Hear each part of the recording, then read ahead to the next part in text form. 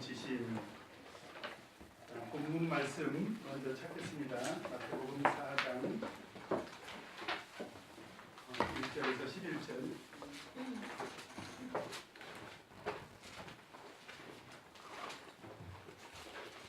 마태복음 4장 1절에서 11절 말씀을 한 구절씩 형제가 한 구절, 자매가 한 구절 나눠서 교독하겠습니다. 마지막 11절은 다 같이 읽겠습니다. 우리 훈수왕부터 시작. 제자께서 성령에게 이끌려 마귀에게 시험을 받으러 광야로 가사 40일을 감난으로 금식하신 후에 죽이신지라. 시험하는 자가 예수께 나와서 가로되 내가 만일 하나님의 아들이거든 내가 이 돌들이 떡덩이가 되리라. 예수께서 대답하여 가라사대 기록되었으되 사람이 떡으로만 살 것이 아니요 하나님의 입으로 나오는 모든 말씀으로 살 것이라 하였느니라 하시니. 이에 마귀가 예수를 거룩한 성으로 데려다가 성전 꼭대기에 세우고 가로되 내가 만일 하나님의 아들이었든 뛰어내리라 기록하였으되 저가 너를 위하여 그 사자들을 명하시니 저희가 손으로 너를 받들어 발이 돌에 부딪히지 않게 하리로다 하였느니라. 예수께서 이르시되 또 기록되었으되 주 너의 하나님을 시험치 말라 하였느니라 하시되 마귀가 또 그를 데리고 지극히 높은 산으로 가서 천하 만국과 그 영광을 보여 가로되 만일 내게 엎드려 경배하면 이 모든 것을 내게 주리라. 이에 예수께서 말씀하시되 사자나 물러가라 기록하였으되 주 너의 하나님께 경배하고 다만 그를 섬기라 하였느니라. 이에 마귀는 예수를 떠나고 천사들이 나아와서 숨으니라. 아마 오늘 말씀은 다본반 때부터 다 배우셨죠? 그렇죠? 이미 그렇게 하는 그런 내용입니다. 그런데 이게 이제 저희들이 공부를 또 해야 될 이유가 뭐냐면 하나님 말씀은 아는 것이지만 지식에 그친 것들이 더 많죠. 그리고 하나님 말씀은 공부할수록 더 새롭게 깨달아지는 것들이 있습니다. 그래서 오늘 비록 우리가 잘 아는 말씀이지만 그 말씀을 통해서 좀 새로운 그런 깨달음을 얻게 되기를 바랍니다. 자, 오늘 예수님이 시험을 당하신 걸로 봤을 때 우리 인생에는 시험이 있다 없다? 당연히 있다. 당연히 있다. 인생에 시험이 많죠? 네, 중간고사, 그리고 기말고사, 학년말고사, 월말고사, 모의고사, 우리 인생에 많은 시험이 있습니다. 영적으로 우리가 생각해 본다면 사실 이것은 전부 우리 신앙과 관계가 있어요.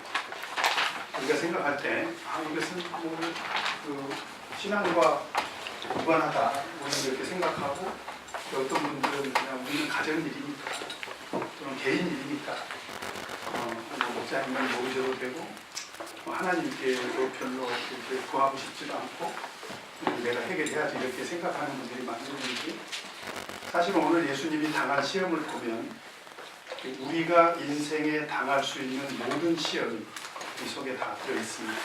그럼 무엇을 의미하냐면 우리가 인생을 살아가는 동안에 겪는 모든 시험은 무엇과 관계가 있다. 우리 신앙과 절대적으로 관계가 있다. 라고 하는 것을 우리가 생각을 해야 되고요. 그래서 이제 우리가 신앙과 결부시켜서 생각을 해본다면 우리가 신앙생활을 하면서 당하는 모든 시험은요 종류가 너무 많아요. 사실은 그죠? 종류가 너무 많습니다.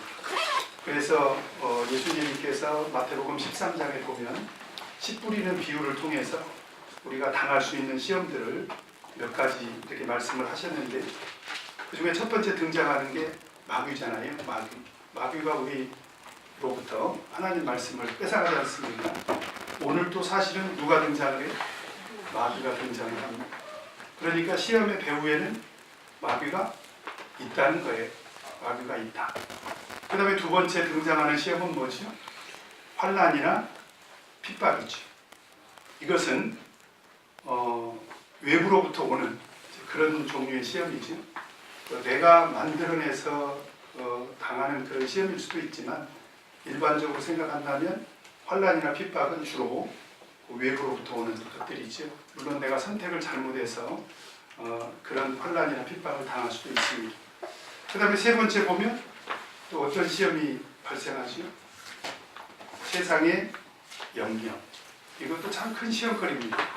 우리가 염려를 하면 할수록 우리 시험이 더 커지죠? 무엇을 먹을까, 마실까, 입을까. 우리가 염려하게 되면 우리 시험이 커지지 않습니까? 그 다음에 재리의 유혹이 있잖아요. 이 재리의 유혹은요, 이건 어마어마한 시험이죠. 그래서 마태복음 6장을 보면 예수님께서 전능하신 하나님이 당신과 견주어서 시험거리가 될 것을 재물로 표현을 했습니다. 그래서 사람이 하나님과 재물을 겸하여 섬길 수 없다. 여러분 생각해 보세요. 재물이라는 것이 도대체 무엇이길래 하나님과 견주어 가지고 둘 중에 하나를 선택할 수도 있다는 인간, 그죠? 그만큼 이 재물도 우리들에게는 엄청난 시험거리일 수가 있다. 그래서 우리가 인생을 살아가는 동안에 동서남북 어디서든지 우리는 시험거리를 만날 수 있는데, 이제 오늘 이 시간에는 주로 저는 두 가지로 정리를 해서 말씀을 드리려고 합니다. 하나는 뭐냐면 방향으로부터 우리가 시험을 정리한다면, 하나는 하나님으로부터 오는 시험이 있다는 것이, 하나님으로부터 오는 시험이 있을 수 있다. 또는 오늘처럼 마귀로부터 오는 시험이 있을 수 있다라는 것입니다. 큰 틀에서 본다면 마귀로부터 오는 시험조차도 하나님의 구속의 경륜 안에서 보면 하나님께서 마귀를 마지막 날에 심판하시기 전까지는 하나님께서 마귀가 활동할 수 있도록 허용을 하셨잖아요. 그러니까 마귀가 시험하는 것조차도 하나님의 주권적인 섭리 아래 있다. 그러면 우리가 세상 살아가는 동안에 당하는 모든 시험은 사실은 하나님으로부터 기원했다. 이렇게 우리가 생각을 해도 된다는 거예요. 다만 목적이 달라요. 목적이. 왜냐하면 하나님이 우리를 시험하시는 것은 우리가 아브라함의 믿음을 통해서 우리 배웠지 않습니까? 아브라함이 하나님으로부터 시험을 치렀는데 어떤 시험을 치렀죠? 그 이삭을 바치는 시험을 치렀습니다. 그리고 시험을 잘 치렀죠? 시험을 잘 치르니까 하나님께서 아브라함을 어떻게 칭찬했습니까? 내 아들, 내 독자라도 아끼지 않았다 라고 평가를 했어요. 아브라함의 믿음은 A+를 맞은 거죠. 그렇죠? 시험을 아주 잘 치른 것입니다. 그래서 하나님으로부터 오는 시험은 일반적으로 그 목적이 어디에 있냐면 우리 신앙의 성숙에 있습니다. 우리 신앙이 성숙하기를 바라는 그게 목적이 있다. 그런데 아무리 그 목적이 선해도요, 그것을 믿음의 시험으로 생각하지 않고, 그죠? 믿음의 시험으로 생각하지 않고 불순종으로 반응을 보이면 성숙을 위한 시험조차도 오히려 더 큰 시험에 들어가지고 믿음에서 떠날 수도 있다. 그렇죠? 그러니까 결과적으로는 하나님은 우리를 연단시키기 위해서 성숙한 신앙을 갖게 하도록 시험을 보시는데, 오히려 거기에서 믿음에서 떠난 사람들도 있을 수 있다. 그래서 하나님께서 주시는 주로 시험은 성경에서 뭐라고 하느냐, 우리 야고보서 한번 펴도록 하겠습니다. 야고보서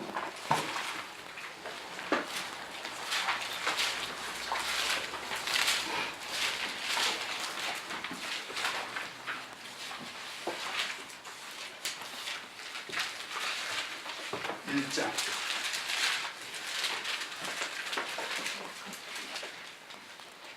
2절 3절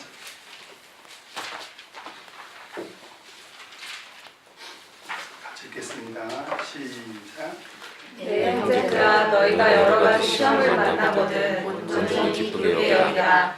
이는 믿음의 시련이 인내를 만들어내는 줄 너희가 알리라. 여기서 보니까 여러 가지 시험이 있는데, 그렇죠?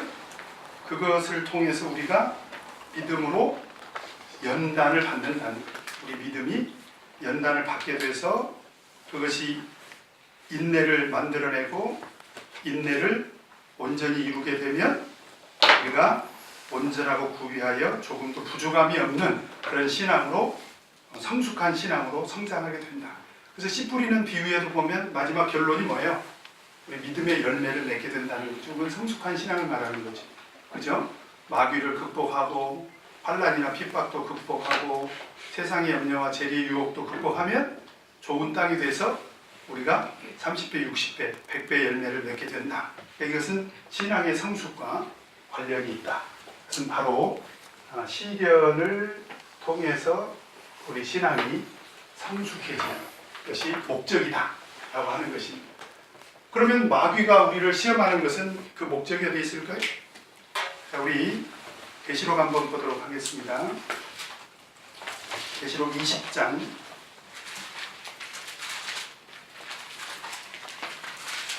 계시록 20장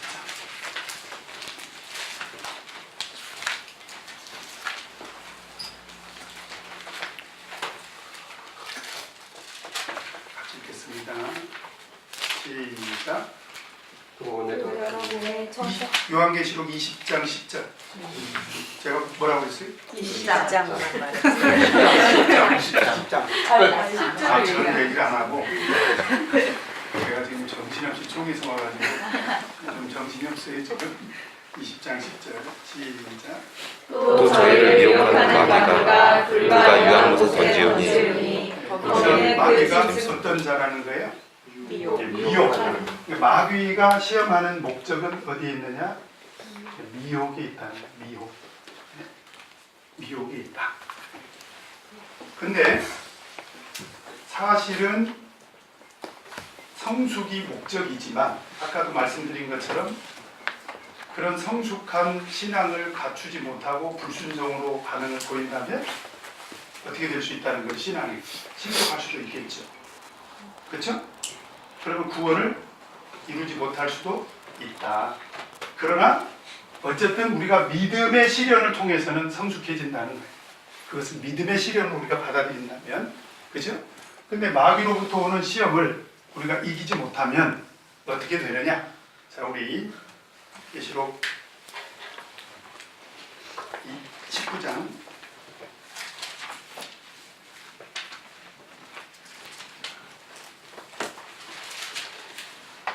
20장부터 먼저 찾겠습니다.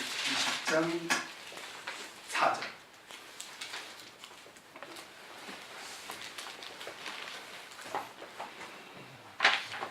같이 읽겠습니다. 시작. 또 내가 보좌들을 보니 거기 앉은 자들이 있어 심판하는 권세를 받았더라. 또 내가 보니 예수의 증거와 하나님의 말씀을 인하여 목배임을 받은 자의 영혼들과 또 짐승과 그의 우상에게 경배하지도 아니하고 이마와 손에 그의 흙을 받지도 아니한 자들이 살아서 그리스도로 앞으로 천년 동안 왕노릇 하니. 20장 4절에 있는 이 말씀은 구속함을 입은 사람들을 소개하고 있는 거지요.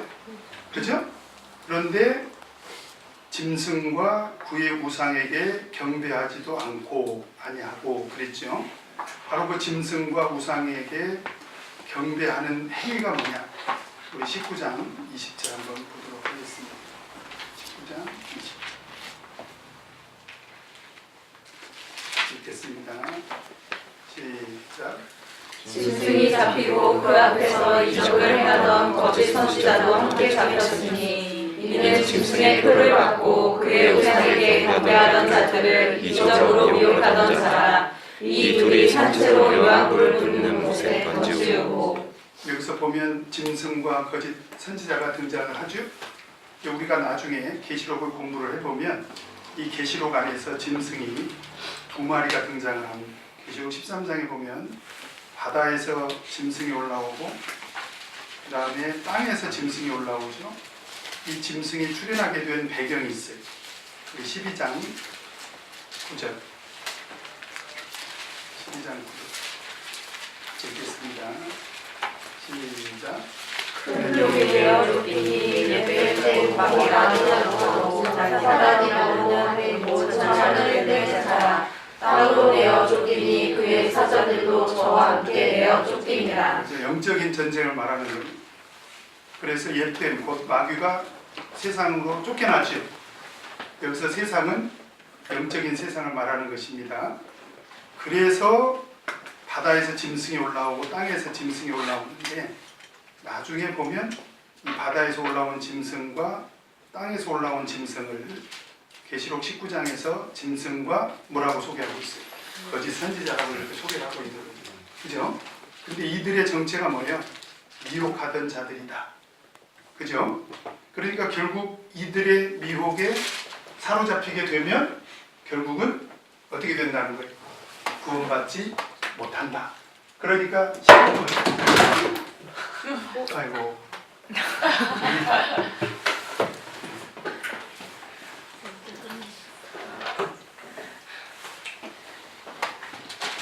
시험은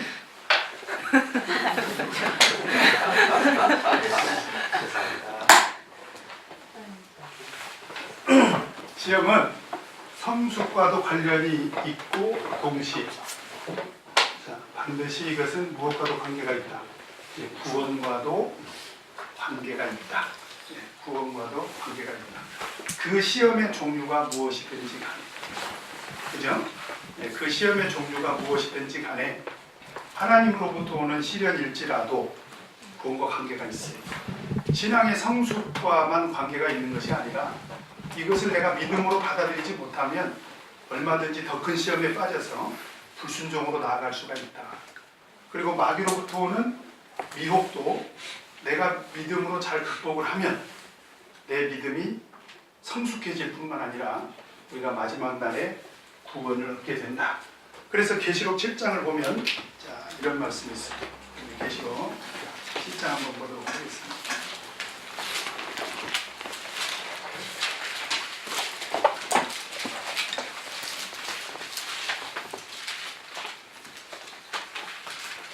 구절 10절 같이 한번 읽읍시다. 시작. 계시록 7장 9절 10절 시작. 이를 후에 내가 보니 각 나라와 족속과 백성과 방언에서 아무라도 능히 셀 수 없는 큰 무리가 흰 옷을 입고 손에 종려가지를 들고 보좌 앞과 어린 양 앞에 서서 큰 소리로 외쳐가로되 구원하시니 보좌에 앉으신 우리 하나님과 어린 양에게 있도다 하니. 여기서 보면 6장 17절에 그들의 진노의 큰 날에 누가 구원을 받겠느냐 라고 하는 탄식에 대한 답이 요한계시록 7장입니다. 그래서 요한계시록 7장에 등장하는 사람들은 전부 구속함을 입은 사람들이 등장을 하는 거예요. 그런데 그 사람들이 지금 흰옷을 입고 등장하지 않습니까? 그죠? 나중에 이 흰옷에 대해서도 그 실체를 계시록에서 이제 따로 공부할 때 제가 말씀을 드릴 거예요. 흰옷, 계시록에는 흰옷이 많이 등장을 합니다. 그래서 궁금해서 장로가 묻습니다. 7장 13절 같이 읽겠습니다. 시작. 장로 중에 하나가 응답하여 내게 이르되 이 흰옷 입은 자들이 누구며 또 어디서 왔느뇨. 지금 7장 9절에 흰옷 입은 사람들이 10절에서 구속의 노래를 부르지 않아요. 구속함을 입은 사람들의 찬양이니까 이 사람들은 이미 구원받은 사람들이죠. 근데 그 사람들이 흰옷 입은 자들이 누구냐라고 장로가 물으니까 14절을 이렇게 답을 합니다. 시작. 내가 가로되 내 주여 당신이 알리 있다 하니 그가 나더러 이르되 이는 큰 환난에서 나오는 자들인데 어린 양의 피에 그 옷을 씻어 희게 하였느니라. 여기서 보니까 구속함을 입은 사람들의 정체를 뭐라고 소개하고 있습니까? 큰 환난에서 나오는 자들이다. 그러니까 어떤 시험이라도 우리 믿음의 성숙과만 관계가 있는 것이 아니라 결국 그 환난을 극복한 사람들에게 하나님께서 구속의 은혜를 주시더라는 거예요. 그러니까 우리가 이렇게 신앙생활을 하다 보면 상당히 많은 사람들이 구원을 교리적으로만 이해를 해서 우리가 물과 성령으로 거듭나면 우리 하늘나라 간다. 틀림없죠. 성경에 보면 물과 성령으로 거듭나야 하늘나라 간다고 돼 있지 않습니까? 그런데 우리 구원의 완성은 바로 시험을 통해서 완성이 되더라는 거예요. 그러니까 믿음이 성숙해지면 당연히 하나님으로부터 상급도 있겠죠. 당연하죠. 그런데 그 시험을 통해서 결국 우리 구속도 완성이 되더라. 그러니까 이 시험을 극복하는 것은 우리 성도들에게 절대적인 그런 과제가 됩니다. 그 시험이 어떤 종류이든지 간에 성경에는 무수히 많은 시험들이 나와요. 그 중에서 오늘 대표적으로 예수님이 시험 받으시는 것을 통해서 이제 우리에게 닥칠 그런 시험을 사실 예수님께서 미리 모의고사로 치르신 거예요. 사실 예수님은 시험 당할 필요가 없죠. 그렇죠? 그런데 예수님께서 마태복음 3장에서 세례를 받고 성령이 내리고 나서 시험을 받지 않습니까? 그것은 바로 오늘 물과 성령을 거듭난 우리 성도들에게 똑같은 시험을 당할 것을 예표로 보여주시는 것이기도 합니다. 그죠? 그러니까 예수님은 구주로서 오셔서 구속의 경륜 속에서 시험을 당하신 것이기도 하지만 사실은 동시에 오늘날 우리들에게 우리가 세상 살아가는 동안에 물과 성령으로 거듭나서 똑같은 종류의 시험을 당할 수 있다. 그래서 그 시험에 대한 해답을 오늘 예수님께서 보여주시는 거죠. 그래서 오늘 예수님께서 시험을 몇 가지를 당하십니까? 3가지를 당하십니다. 그래서 이 3가지 시험을 정리를 해보고 어떻게 우리는 이 시험을 극복을 할 것인가, 이 시험의 실체가 무엇이고 이 시험을 통해서 우리가 어떻게 이 시험을 극복할 것인가 라고 하는 것을 같이 한번 공부를 해보도록 하겠습니다. 자, 1번 우리 형제반부터 1번 읽어보십시오. 시작. 예수께서 누구에게 이끌려 광야로 나가셨으며 누구에게 시험 당하셨는가? 자, 일단 예수님께서 누구에게 이끌리셨습니까? 성령에게 이끌리셨습니다. 그러니까 성령은 우리를 미혹하는 영은 아니죠. 그죠? 성령은 우리를 미혹하는 영이 아닙니다. 그런데 성령에게 이끌려서 가신 광야가 가서 보니까 누가 있더라는 거예요? 마귀가 있더라라고 하는 거죠. 그러니까 사실 우리가 당하는 시험은요, 우리가 당하는 시험을 보면 상호적인 면이 있다는, 상호적인 면. 그러니까 큰 하나님의 큰 경륜 안에서 보면 하나님께서는 우리 믿음의 성숙을 위해서 때로는 마귀가 있는 광야로도 우리를 이끄실 수 있다. 그래서 우리는 마귀를 피하는 것이 능사가 아니고 마귀와 싸워서 승리해야 되지 않겠습니까? 왜냐하면 마귀는 실제적으로 존재하거든요. 마귀는 실제적으로 존재하기 때문에 마지막 심판날에 불과 유황으로 타는 불못에 던지우기까지는 마귀는 실제로 존재합니다. 마귀의 영향력이 있는 것이요. 물론 이제 계시록에 가보면 또 이것은 영적으로, 이 마귀의 활동력은 영적으로 또 우리가 해석을 해야 될 부분이 있습니다만은 어쨌든 중요한 것은 오늘 예수님께서 성령에게 이끌려서 광야에 나갔는데 가서 보니까 누가 있다? 마귀가 있더라. 마귀는 실체죠, 실체. 마귀는 실체가 있는 것이죠.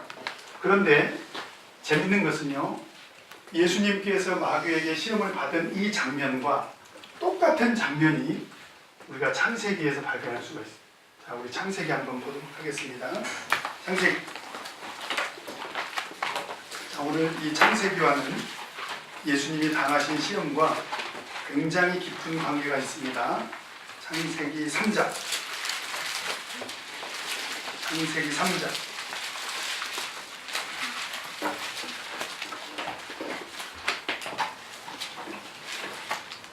1절 같이 읽겠습니다. 창세기 3장 1절 시작. 여호와 하나님의 지으신 그 짐승 중에 뱀이 가장 강교하더라. 뱀이 여자에게 물어가로되 하나님이 참으로 너희더러 동산 모든 나무의 실과를 먹지 말라 하시더냐. 여기서 뱀이 등장하잖아요. 우리가 생각할 때는 뱀이 그 아담과 하와를 미혹했다, 이제 우리가 이렇게 생각을 해볼 수가 있는데 창세기에는 뱀이라고 되어 있어요. 근데 계시록에는 이 뱀의 정체를 이렇게 이야기를 합니다.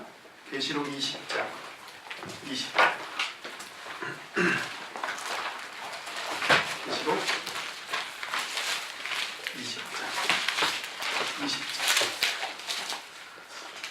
20장 2절 20절이 없죠? 예. 없을 때는 빨리빨리 얘기를 해요. 20장 2절 시작. 용자니 곧 옛 뱀이요 마귀요 사단이라 사바의 천년 동안 결박하여. 예. 입에서는 엉터리 말이 나오고 생각으로는 2절을 생각하고 지금 제가 드립니다. 여기서 보니까 옛뱀이 등장하죠? 그 옛뱀은 에덴 동산에서 등장했던 그 뱀을 말하는 것입니다. 그래서 그가 정체가 뭐라는 거예요? 마귀요 사단이다. 그러니까 이 정체는 바로 마귀요 또는 사단이다. 이렇게 우리가 정리를 할 수가 있습니다. 그러니까 에덴 동산에서 인류의 시조인 아담과 하와를 시험에서 넘어뜨린, 그죠? 이 뱀의 정체는 오늘 예수님을 시험하는 마귀와 동일한 존재다. 그런데 아담과 하와는, 첫사람 아담은 실패했죠. 근데 둘째 사람 아담인 예수 그리스도는 승리하셨잖아요. 그게 복음이에요. 자, 이해가 되십니까? 그래서 천지 만물을 창조하실 때 인간에게 주신 시험은 결국 첫사람 아담은 실패했고, 그래서 그것으로 인해서 세상에 죄가 들어왔고, 그래서 둘째 사람 아담인 예수 그리스도는 그 시험을 결과적으로 오늘 승리를 하셨고, 그로 인해서 의가 세상에 들어오게 된 것입니다. 그 구속의 경륜 속에 있는 거라는 거예요, 시험이. 그 예수님이 당하신 시험은 영적으로 보면 굉장히 중요한 거죠. 그리고 실질적으로 앞으로 우리가 이 세상에 사는 동안에는 이 시험이 계속 ing로, 이거는 끊임없이 진행형인 ing로 우리에게 다가올 것이다. 자, 그러면 예수님께서 어떤 종류의 시험을 당하시고 어떻게 극복하셨는지 한번 그 실체를 공부를 해보도록 하겠습니다. 자, 2번 우리 자녀분들. 예수께서 당하신 첫 시험은 무엇인가? 자, 예수께서 당하신 첫 번째 시험이 뭐냐? 마태복음 4장으로 다시 돌아가세요. 첫 번째 시험이 뭐냐면, 시험하는 자가, 마귀를 말하는 거죠. 시험하는 자가 예수께 나와서 가로되 뭐라고 얘기합니까? 내가 만일 누구라면 하나님의 아들이었던, 인간적으로 우리가 이제 생각을 해본다면, 정은 형제 축구 잘해? 아니요. 그런 건 말이 안 되지.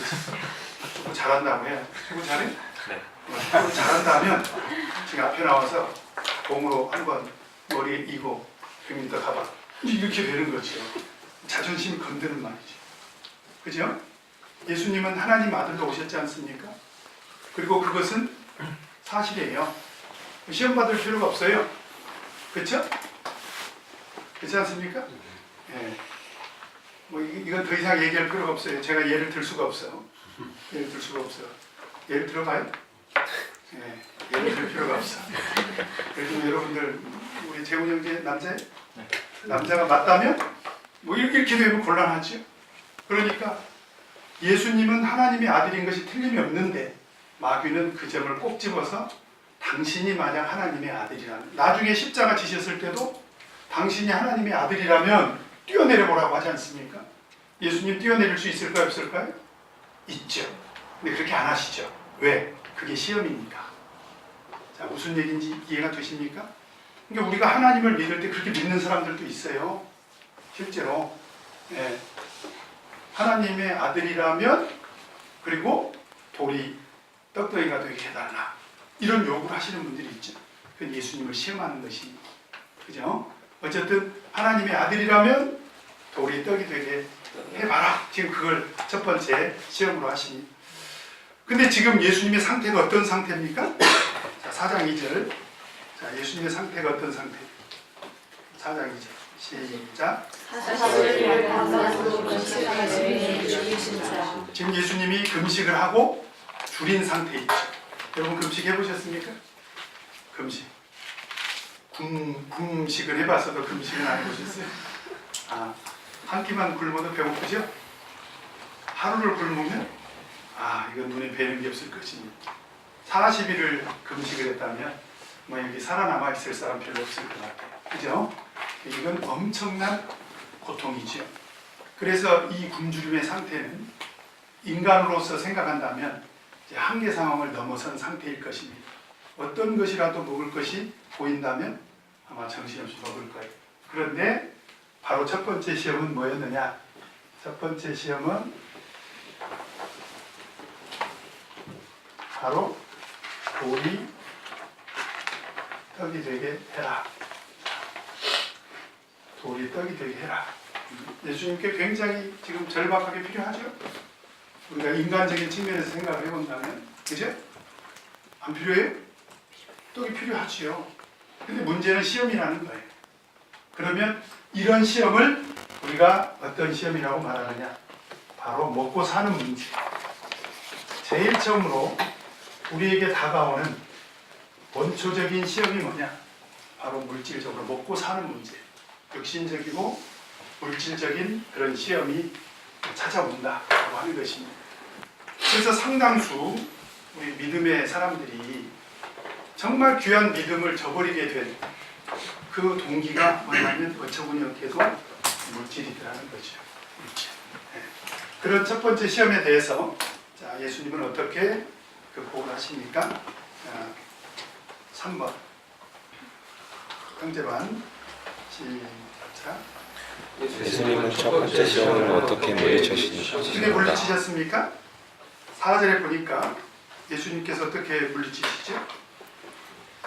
사람이 떡으로만 살 것이 아니요 그랬죠? 하나님의 입으로 나오는 모든 말씀으로 살 것이다. 내용으로 본다면, 자, 내용으로 본다면 떡은 필요 없다 이렇게 말씀하신 것이 아니라 떡도 필요하다. 그렇죠? 떡도 필요하다. 우리 돈도 필요하다. 야, 하마터면 돈도 못 벌 뻔했죠. 우리 예수님께서 이런 말씀을 안 하셨다면 이거 먹고 사는 것 자체가 우리가 양심의 가책을 느낄 뻔했습니다. 근데 사실은요, 예수님은 이미 우리 필요를 아세요. 그래서 우리가 주기도문을 할 때도 제일 먼저 하나님께 구한 게 뭐예요? 우리에게 일용할 양식을 주옵시고. 그러니까 하나님은 우리가 육신을 가지고 있는 동안에는 먹고 살아야 된다는 걸 아시죠? 근데 예수님이 하신 말씀이 뭐냐? 사람이 떡으로만 살 것이 아니고 하나님의 입으로 나오는 모든 말씀으로 살 것이다. 이렇게 답을 하셨죠. 자, 그런데 특징이 있습니다. 이 말씀은 예수님이 생각나서 하신 말씀이 아니라 어디에 기록된 말씀이라는 거예요? 성경에 기록된 말씀이다. 그래서 이 말씀은 신명기 8장 3절에 등장하는 말씀입니다. 신명기 8장 3절. 그냥 시간 관계상 찾지 않겠습니다. 똑같은 말씀이죠. 사람이 떡으로만 살 것이 아니라 하나님의 입으로 나오는 모든 말씀으로 살 것이다 라는 말씀으로 이 물질적인 시험을 물리치신다라고 하는 것입니다. 자, 그 다음에 4번. 예수께서 하신 두 번째 시험은 무엇인가? 자, 예수님께서 두 번째 시험을 당하시는데요. 5절, 6절 있습니다. 그래서 저가 너를 위하여 그 사자들을 명하시리니 저희가 손으로 너를 받들어 발이 돌에 부딪히지 않게 하리로다 하였느니라. 이 말씀은 시편 91편 11절에서 12절 말씀이죠. 두 번째 시험은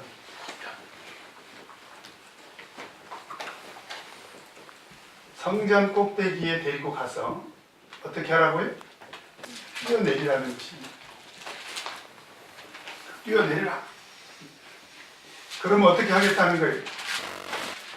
시편 91편 11절에서 12절에 있는 말씀처럼 누가 예수님을 받아줄 것이다. 사자가 받아주실 것이다. 여러분 잘 보세요. 예수님께서 만약에 성전 꼭대기에서 뛰어내리신다면 예수님은 다치실까요? 안 다치실까요? 안 다치죠. 그리고 예수님이 기왕에 뛰어내리시면서 그냥 뛰어내리시겠어요? 공중에서 한 서너 번 뭐예요? 그 옛날에 우리 올림픽 가가지고 금메달 딴 누구죠? 양학서. 그 선수처럼 몇 바퀴 돌고 공중에서 몇 바퀴 돌고 착지를 하면서 마지막에 이렇게 하면 사람 와 거기서 명예를 얻겠죠. 그죠? 이것은 바로 우리들에게 정신적인 시험입니다. 여러 가지 종류의 명예가 있죠. 세상적인 지위도 있고 명예도 있고 인기도 있고 내가 하고 싶은 것을 통해서 사람들에게 인정받으려고 하는 그런 욕구를 시험하신 거죠. 예수님은 얼마든지 사실 하실 수 있어요. 근데 참 교묘하게 이 마귀가 똑같이 성경 말씀을 통해서 유혹을 했다라는 것입니다. 자, 거기에 대해서 예수님은 어떻게 대응하십니까? 자, 5번. 예수님께서 두 번째 시험을 어떻게 물리치셨는가? 7절을 보면, 자, 7절. 예수께서 이르시되 또 기록되었을 때 뭐라고 말씀하세요? 주 너희 하나님을 시험치 말라. 아예 이제 예수님은 직접적으로, 그죠? 단도직입적으로 얘기를 하시죠. 주 너희 하나님을 시험치 말라. 근데 이것도 그냥 예수님이 생각나는 말을 하신 것이 아니라 신명기 몇 장 몇 절입니까?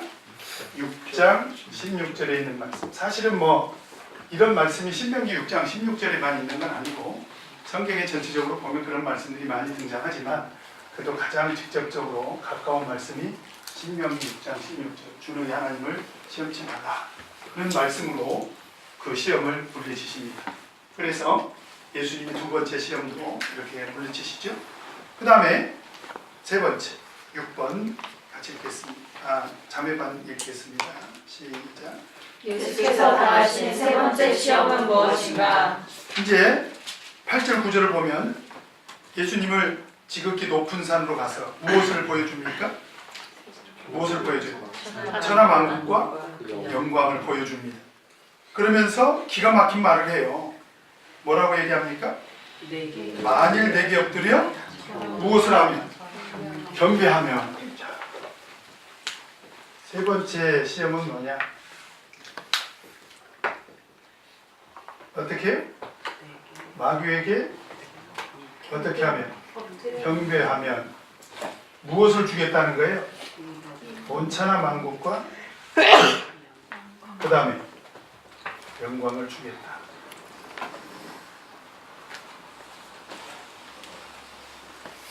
무엇을 바꾸라는 거예요?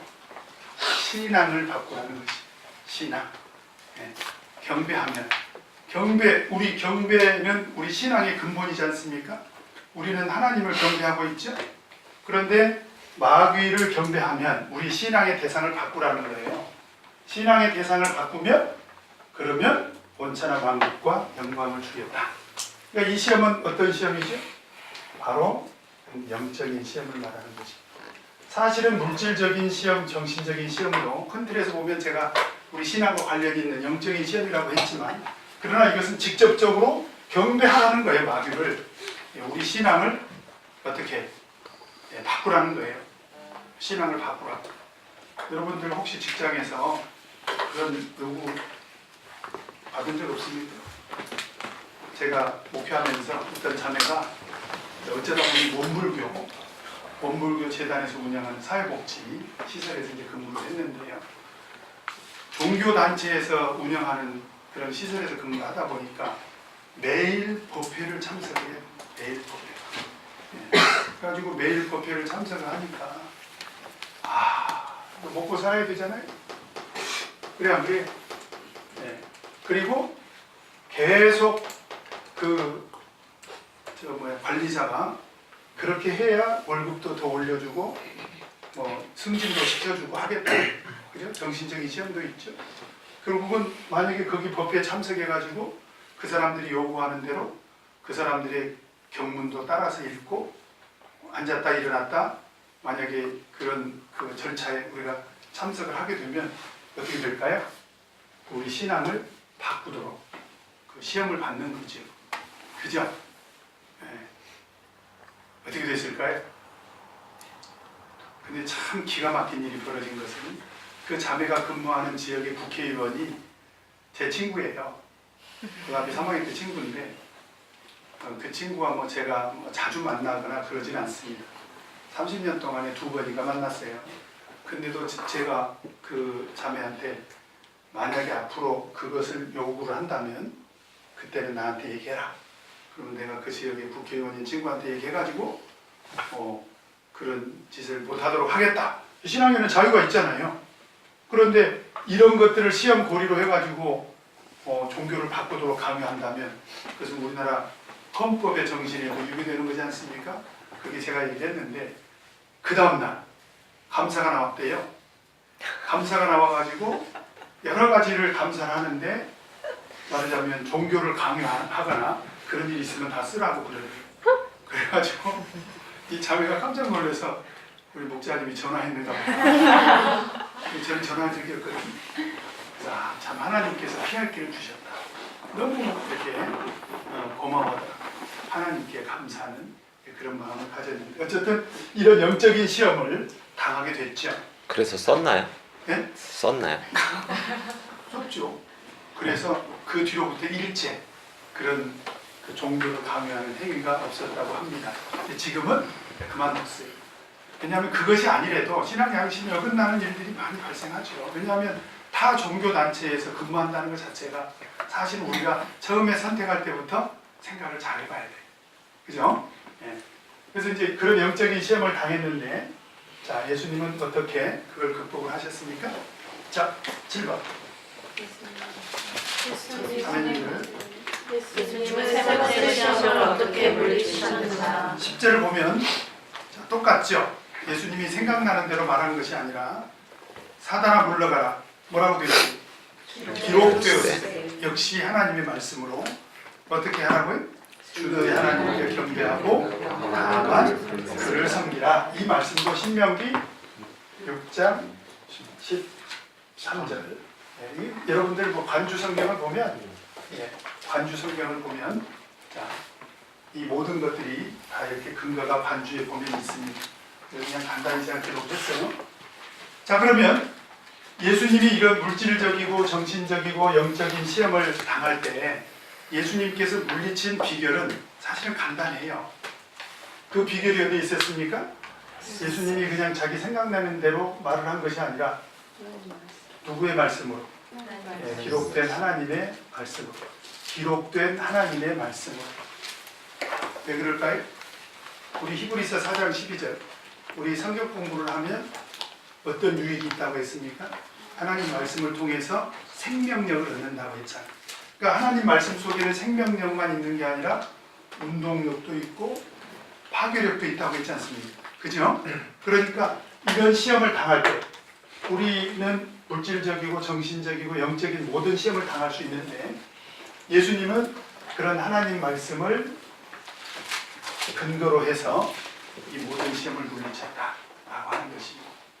자, 그러면 한 가지 궁금한 것은 왜 첫사람 아담은 뱀에게 시험을 받을 때 넘어졌을까? 우리 그 부분을 한번 같이 살펴보도록 하겠습니다. 자, 우리 창세기를 한번 보도록 하겠습니다. 왜 넘어졌을까? 자, 3장 1절.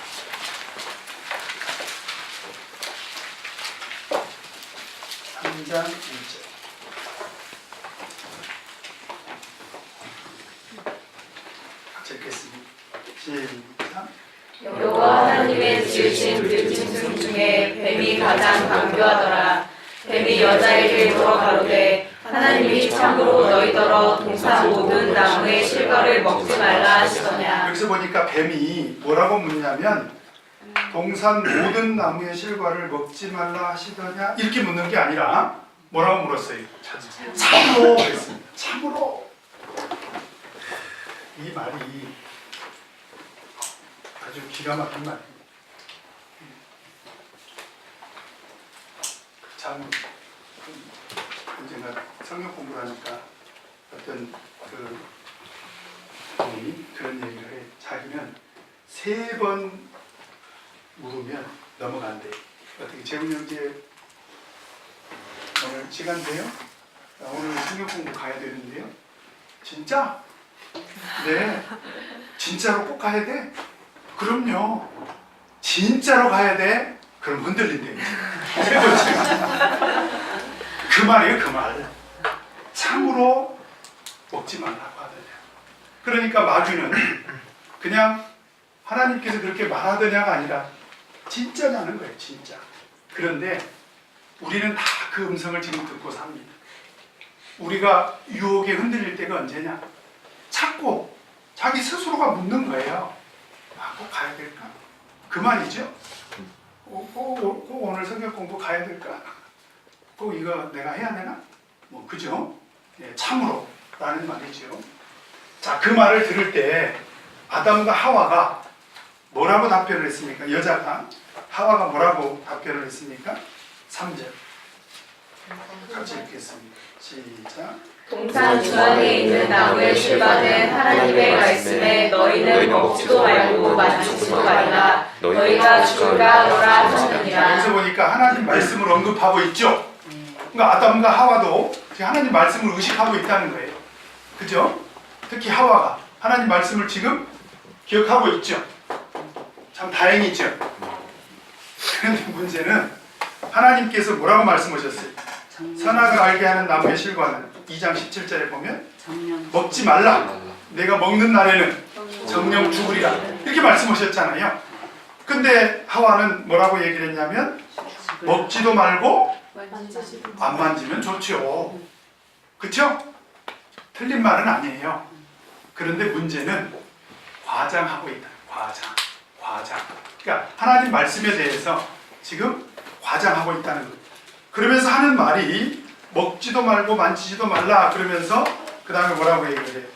너희가 죽을까 하노라. 정령 죽으리라는 말씀과 죽을까 하노라는 어떤 차이가 있어요? 다르죠? 절대적으로 죽을 것이다. 정령 죽으리라. 죽을까 하노라는 죽을 수도 있고 살 수도 있고. 어디 문제가 있는 거예요? 네, 하나님 말씀이 올바로 적용이 됐다 안 됐다? 안 됐다. 그래서 지금 4월부터 우리가 성경 공부를 안식일 오후에 하는데요. 많은 분들이 아마 성경 공부를 하고 아마 이런 반응이 나올 거예요. 목사님, 성경 공부가 너무 시시해요. 예. 성경 공부가 시시한 분들은 수요일 날 오면 돼요. 그죠? 수요일 날 오면 되는데 저는 이런 말씀을 꼭 드리고 싶어요. 토요일 날 오후에 짧은 시간을 할 수밖에 없는 것은 그건 불가피해. 전 성도를 상대로 해야 되는 성경 공부이기 때문에 그러기도 하고 사실은 짧은 시간이지만 저는 결코 그것이 가벼운 시간은 아니다. 왜냐? 내가 알고 있는 하나님 말씀을 제대로 지금 적용하고 있느냐를 돌아보는 시간, 그 시간. 그래서 그 시간에는 말씀 적용하기가 틀림없이 공부를 하게 될 것입니다.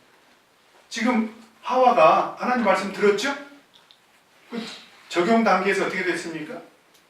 과장하고 하나님 말씀을 과장하고 어떻게 했어요? 틀리게 적용했잖아요. 죽을까 하노라. 자, 말씀에서 어긋난 사람의 결국은 어떻게 되느냐? 6절.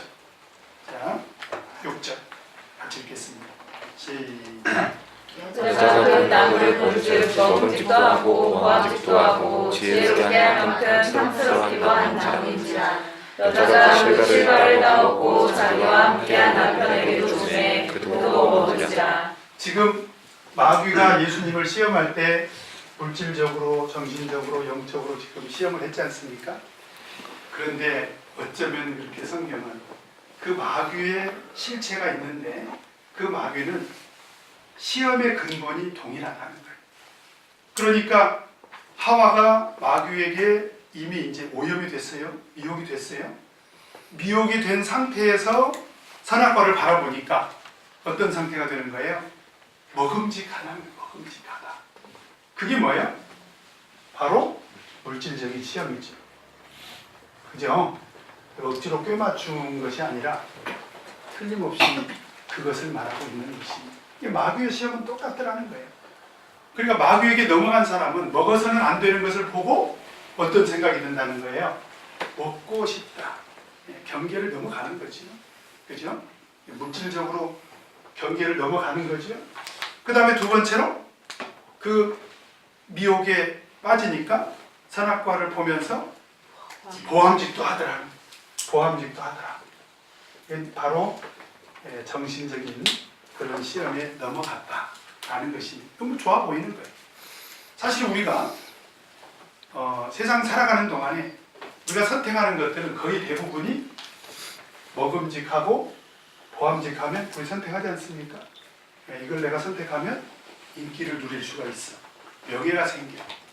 그리고 내가 사실은 좋아하는 거예요. 그럼 우리 선택하지 않습니까? 이미 하와는 마귀에게 넘어가 버렸기 때문에 그 선악과를 보는 동안에 보암직하게 됐다. 뿐만 아니라 세 번째로 어떻게 된다는 거예요? 지혜롭게 할 만큼 탐스럽기도 하더라. 여러분 성경에 보면 탐심은 뭐라고 그랬어요? 탐심은 우상 숭배니라. 탐심이 결국은 우리로 하여금 마귀를 경배하게 하기도 하더라. 그래서 이 미혹은 그 패턴이 어떻더라? 동일하더라고요. 동일하더라. 그러니까 예수님을 시험하는 그 시험이 이미 첫사람 아담과 하와에게도 있었다는 거죠. 그죠? 그런데 첫사람 아담과 하와는 이 시험에 넘어졌죠. 정신적인, 물질적이고 정신적이고 영적인 이런 시험에 넘어갔습니다. 그러나 예수님은 하나님 말씀으로, 그죠? 하나님 말씀으로 무장하고 그 다음에 그 말씀을 올바로 적용하면 이 시험을 물리칠 수가 있다라고 하는 것입니다. 근데 요한일서 2장 16절에 보면 이 말씀을 동일하게 어떻게 표현하고 있냐면 요한일서 2장 16절 요한일서 2장 16절 다시 한번 읽겠습니다.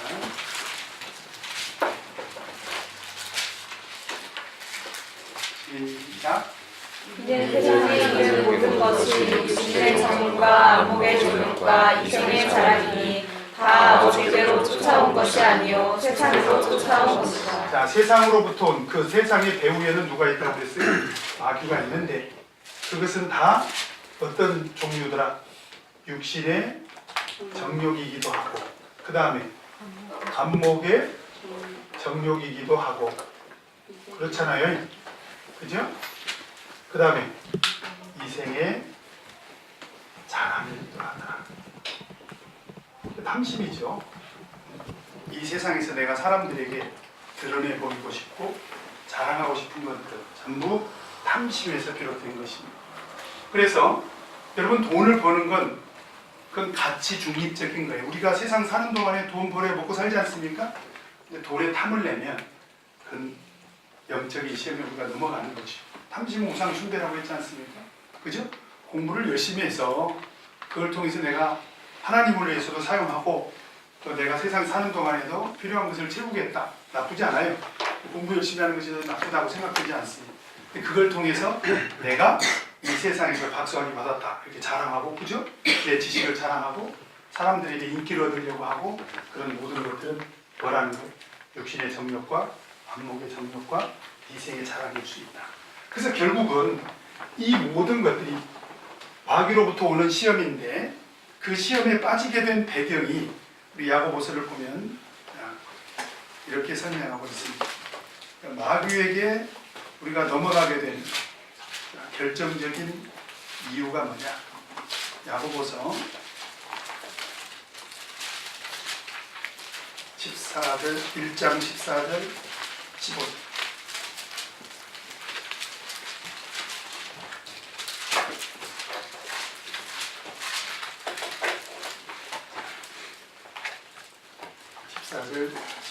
시작.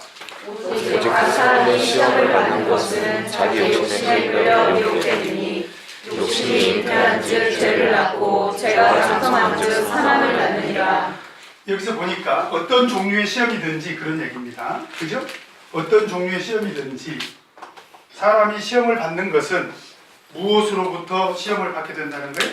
자기 욕심. 그러니까 마귀로부터 오는 이런 시험이 예수님은 하나님 말씀으로 물리쳤는데, 그죠? 이 자체가 뭐가 됐다는 거예요? 자기 욕심이 됐다. 자기 욕심이 됐다. 자기 욕심이 됐다는 것은 무슨 얘기죠? 마귀가 했던 모든 시험을 어떻게 해버렸다는 거예요? 내가 수용했다는 거죠. 수용했다. 그래서 자기 욕심이 돼버렸다는 거예요. 그래서 마귀가 시험하는 것이 넘어지는 사람은 그 마귀의 시험을 전부 무엇으로 받아들였다는 거예요? 자기 욕심으로 받아들였다. 자기 욕심과 마귀의 시험이 결합하게 되면 결국은 이렇게 넘어지고 만다. 그런데 예수님은 자기 욕심으로 삼은 것이 아니라 무엇으로 물리쳤다는 하나님 말씀으로 물리쳤다.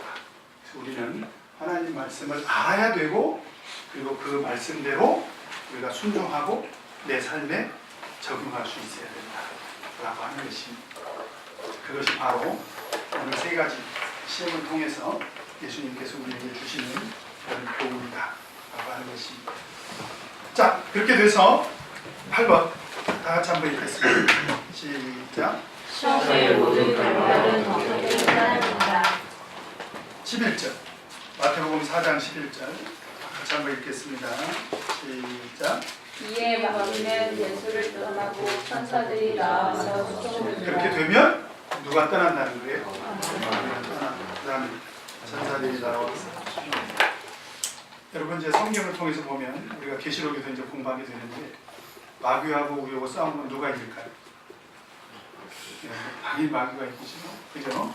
그래서 우리는 누구를 힘입어서 마귀를 물리쳐야 돼요? 네, 하나님을 힘입어서. 그죠? 그래서 말씀으로 물리치는 것도 하나님을 힘입어서 물리치는 말씀에 힘이 있으니까요. 그죠? 그 다음에 성령의 도우심으로도 파라클레토스 도와주시지 않습니까? 그래서 성령의 도우심으로도 우리는 물리칠 수가 있습니다. 그죠? 네, 그래서 우리는 세상으로부터 온 어떤 유혹에도 마귀로부터 온 어떤 시험에도 넘어지지 않으려면 하나님 말씀으로 무장하고 그 말씀대로 우리가 삶에 적용하고 그 말씀을 의지했을 때 우리는 승리할 수가 있고 그렇게 되면 마귀는 우리를 떠나게 될 것이다. 그리고 누가 우리를 수종되게 될 것이다. 천사들이 나와서 수종되게 될 것이다. 여러분이 여기서 천사가 등장을 하는데요. 우리 한 구절만 찾아보도록 하겠습니다. 히브리서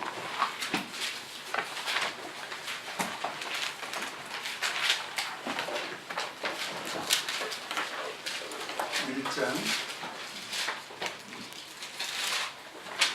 14절 같이 읽읍시다. 시작. 모든 천사들은 우리 능력으로서 구원을 얻은 천사들을 위하여 섬기라고 부르심이 아니뇨. 히브리서 1장을 보면 천사를 섬기는 자들이 있었나 봐요. 그래서 천사를 섬길 필요가 없다. 왜냐하면 천사는 하나님께서 누구를 섬기라고 보낸 자들이라는 것입니까? 구원 얻을 후사들을 위하여 섬기라고. 그래서 예수님이 시험을 물리치고 나니까 천사들이 와서 수종을 들었지 않습니까?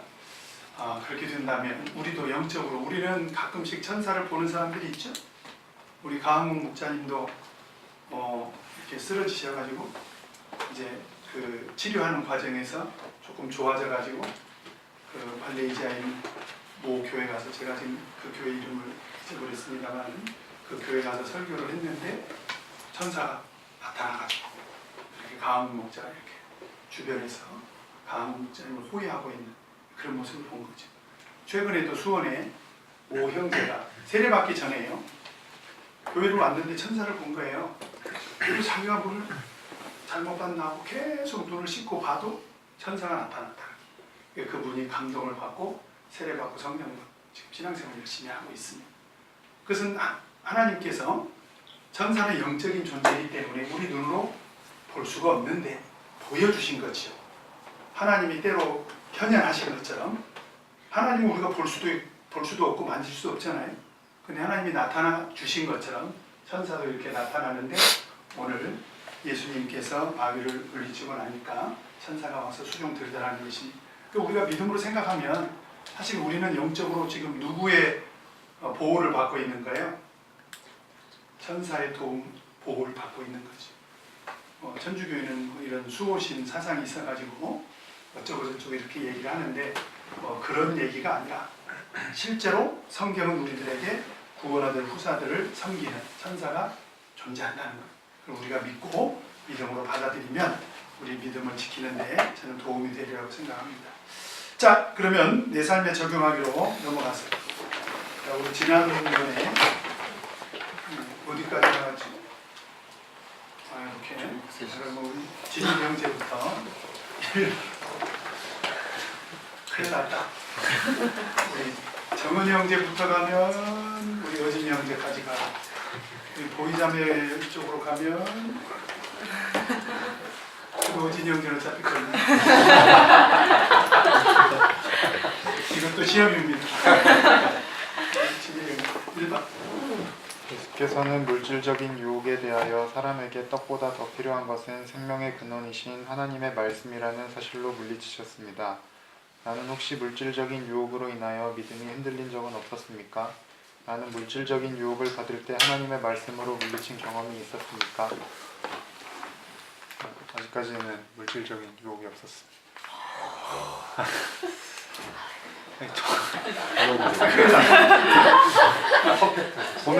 돈을 안 벌어. 아 그런 건 있었어.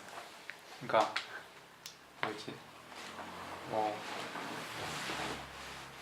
알바 자리를 구한다거나 뭐 그런 일을 할 때 안식일이 껴 있으면은 더 그런 선택의 폭이 넓어지는데 그런 거는 그냥 당연히 안 한다고 생각하고. 아쉬움이 없었어요? 한 번도? 별로. 아직은 돈이 필요가 없어서 그런 모양이죠. 아직 구하지 않았어. 그렇죠. 그런데 사실은 물질적인 유혹은 왜 위험하냐? 이게 원초적인 시험이랍니다. 원초적인 시험. 그러니까 우리가 육신적이고 물질적인 것을 가벼이 여기서는 안 되는 게 뭐냐면 우리가 병이 찾아오잖아요. 근데 사실은 우리가 병이라는 것은 육신적으로 당하는 시련이지 않습니까? 인간이라는 존재는 이 병도 우습게 여길 수 있어야 되지만 실질적으로 병이 찾아오면 감기만 걸려도 어때? 감기만 걸려도 뭐라고 그래 우리 죽겠다 그러잖아요. 왜 그러냐면 그 육신의 병을 통해서 우리가 겪는 고통은 절대적이라는 거예요. 절대적이에요. 예, 그러니까 이것이 원초적인 시험인 것이 뭐냐면 누구나 다 이걸 통해서 절대적인 고통을 느낀다는 거지. 그러니까 이걸 가볍게 우리가 생각하면 안 돼요. 나는 뭐 돈 뭐 없어도 살고 뭐 있으면 좋지만 뭐 이렇게 가벼이 여길 것이 아니라는 거죠. 그리고 실제로 저는 우리 참예수교회에서 지금 현재 신앙생활하고 있는 거의 대부분의 사람들이 이 영향권 아래 있다. 그죠? 우리가 이렇게 신앙생활을 온전히 못하고 있는 그런 이유 중에 하나가 뭐냐?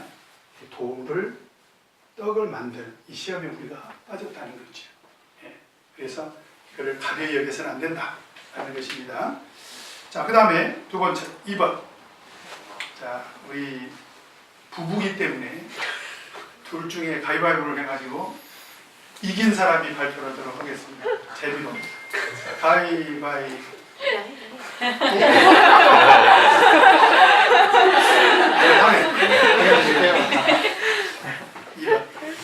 예수께서는 정신적인 유혹에 대하여 하나님의 말씀에 대한 올바른 해석과 적용을 통하여 물리치셨습니다.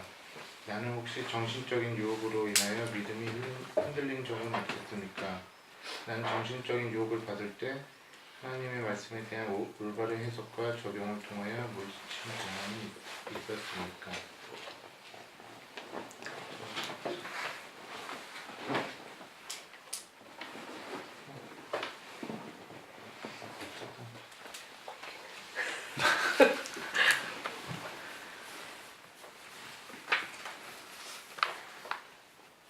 보이자매 혹시 가끔 뭐 교회 와가지고 다른 부부가 사는 걸 보면서 여보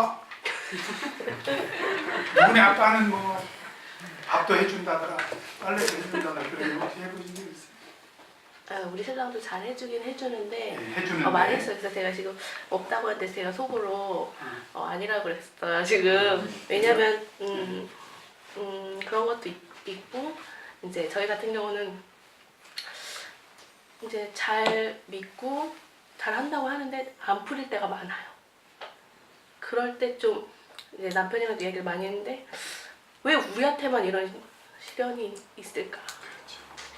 그러니까 조금 더 좀 인정받고 싶은 욕구, 특히 남자들은 그런 명욕이 있어요. 그러니까 생물학적으로 보면 사회학자의 분석에 따르면 남자는 인정받고 싶은 그 욕구가 너무 강하대.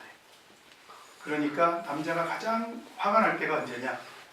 옆집 누구 아빠하고 비교합니다.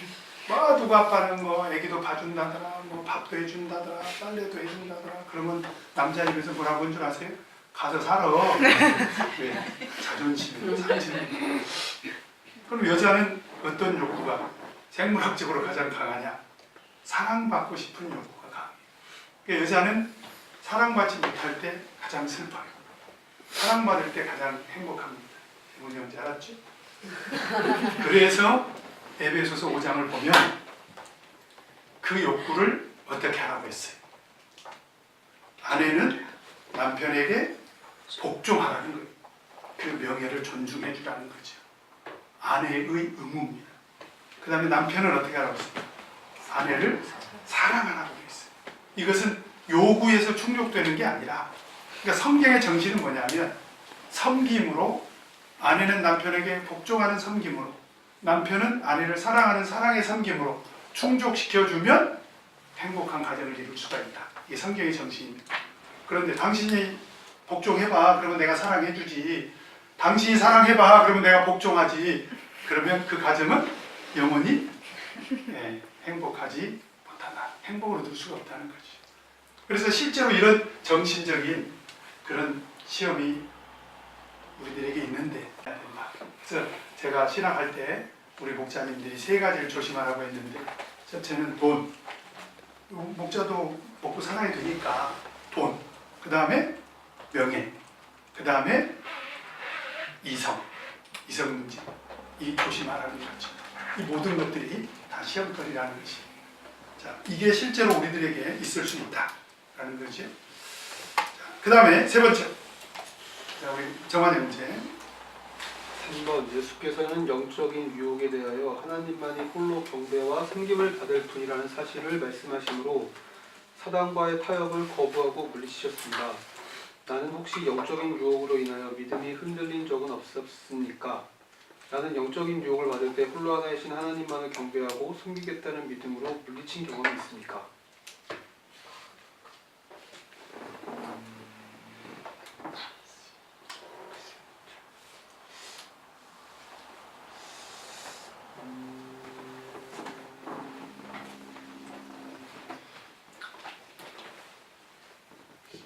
잘 모르겠는데 그냥 성격 탓인지 그냥 이렇게 한번 나오니까 그냥 쭉 나오는 그런 거라서 이렇게 뭐 하나님을 잘 섬기고 계시는 거죠.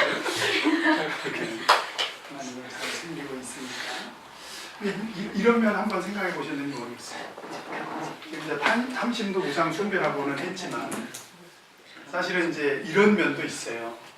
우리가 신앙생활을 하지만 우리에게는 사람을 추종하는 그런 욕구도 있습니다.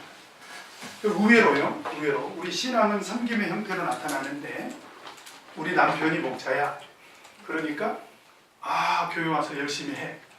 그런데 이제 우리 남편이 목자가 아니야. 그러면 별로 의무감이 안 생겨. 여러분 그런 경험 없으세요? 내가 좋아하는 사람이 목자야. 아니면 내가 좋아하는 사람이 아동부장이야. 내가 좋아하는 사람이 교무님이야. 그럼 막 열심히 나요. 근데 내가 싫어하는 사람이 교무가 됐어. 될 대로 돼야지. 그 사람은 누구를 지금 섬기고 있는 것입니까? 사람을 섬기고 있는 거지. 고린도 교회 문제가 뭐예요? 사람을 추종했다는 거지.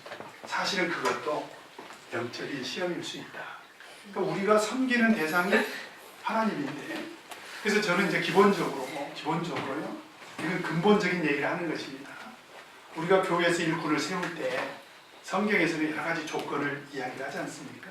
우리 교회에서도 뭐 안식일을 지키느냐, 11조 생활을 하느냐, 밤 예배 나오느냐, 뭐 여러 가지 조건들을 얘기하지 않습니까?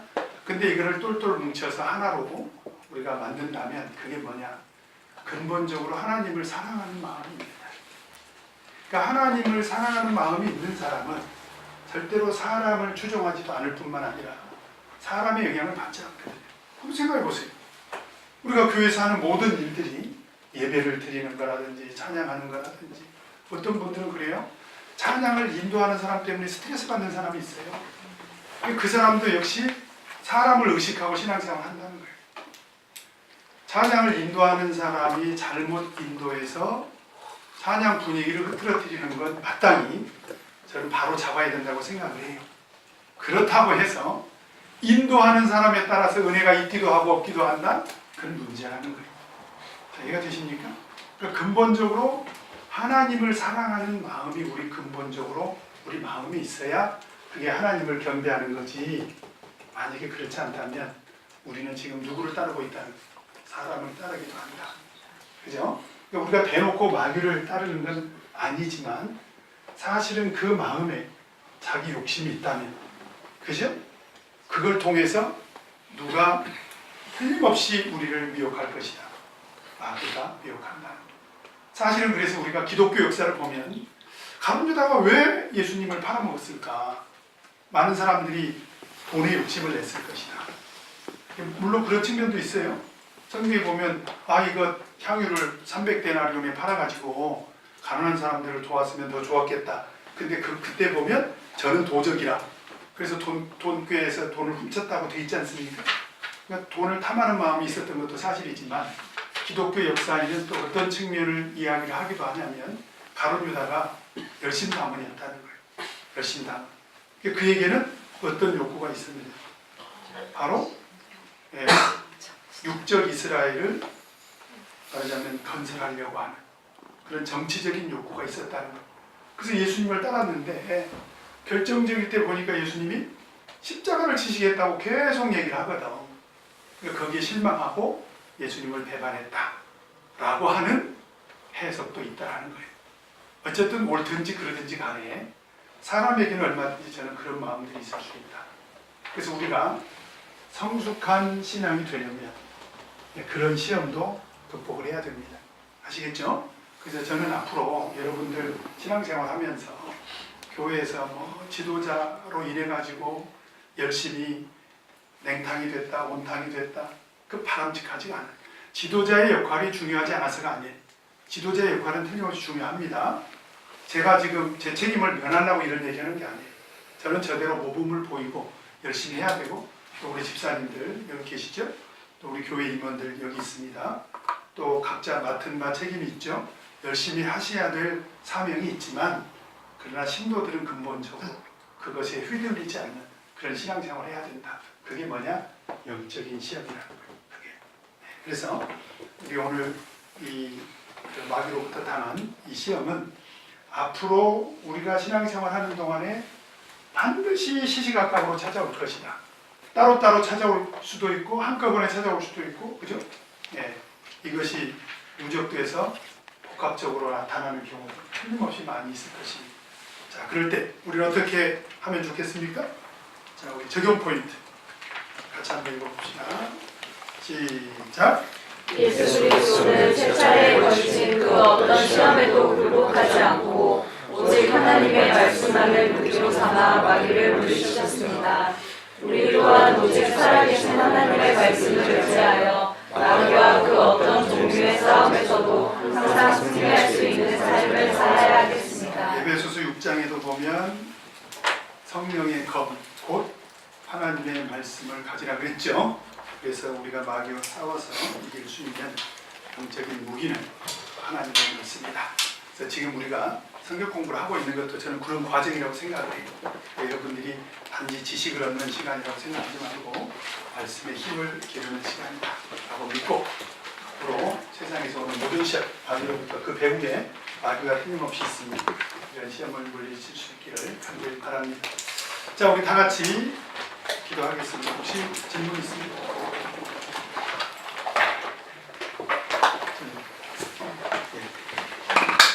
저기치 토론하기에서 아까 목사님께서 답은 주셨는데 네. 어제 공부를 하다 보니까 그냥 딱 직관적으로 느껴지는 거는 아담은 하나님께서 지은 피조물이고 성령이 없어서 그 시험에서 이길 수 없지 않았을까라는 생각을 했거든요. 근데 예수님은 하나님 본체시고 자신이셨고 성령도 어쨌든 성령도 받으셨고 하셨기 때문에 근본적으로 아담은 이길 수 없는 그런 약간 피조물이지 않았을까라는 생각이 잘 들었습니다.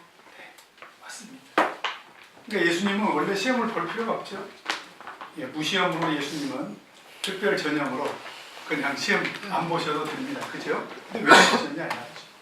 두 가지죠. 하나는 예수님 스스로가 구속을 완성해야 돼요. 그리고 구속의 대상인 우리에게 지금 우리가 예수님의 생애를 공부하는 목적 세 가지 제가 말씀드렸죠. 하나는 구속을 이해해야 된다. 두 번째는 말씀을 우리가 메시지로 들어야 된다. 세 번째는 삶의 본이 되셨다는 거죠. 그리고 예수님이 하는 모든 것들은 구속을 위해서도 필요하고 그 속에 말씀이 들어있고 그 다음에 우리 삶의 본이 된다는 거지. 그러니까 예수님은 원래 시험을 안 보셔도 돼요. 그런데 보셨다는 것은 바로 첫사람 아담이 실패한 것을 우리에게 승리하도록, 그리고 그 승리의 비결이 말씀 속에 있다는 거지.